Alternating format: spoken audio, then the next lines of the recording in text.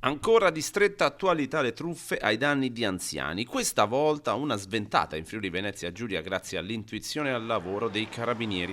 Una coppia di trasfertisti partita dalla Campania è stata arrestata dopo un lungo pedinamento, iniziato a Udine, terminato tra le strade di Trieste. Il bottino fatto di gioielli e ricordi di una vita è già tornato nelle mani della legittima proprietaria. Tutto è cominciato, come detto, a Udine durante uno dei servizi mirati che l'Arma ha messo in campo proprio per contrastare l'odioso fenomeno delle truffe più deboli.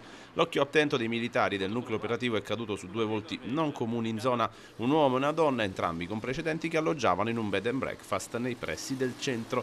I carabinieri hanno iniziato un pedinamento silenzioso per chilometri fin fuori provincia, fino a raggiungere Trieste. È qui che il sospetto diventa certezza. L'uomo viene visto entrare nell'abitazione di una donna di 75 anni, mentre la complice lo attende in strada a bordo di un'auto a noleggio con il motore acceso. Pochi minuti e l'uomo esce dal portone con un sacchetto in mano. Non fa in tempo a risalire in auto che i carabinieri intervengono e bloccano la coppia. All'interno della busta gioielli della vittima con la donna che ha poi raccontato la trappola attuata con un modus operandi ben noto, una telefonata di un finto carabiniere, una voce autoritaria che parlava di una rapina in gioielleria e di un nipote finito nei guai. Per scagionarlo, a detta del truffatore, bisognava consegnare l'oro di famiglia per una comparazione tecnica. Insomma, il classico colpo che va a focalizzarsi sugli affetti più cari. L'arresto della coppia è stato convalidato e per entrambi si sono aperte le porte del carcere. Un risultato positivo, ben accolto dai carabinieri, che restituisce il senso di giustizia contro questi criminali subdoli e senza scrupoli.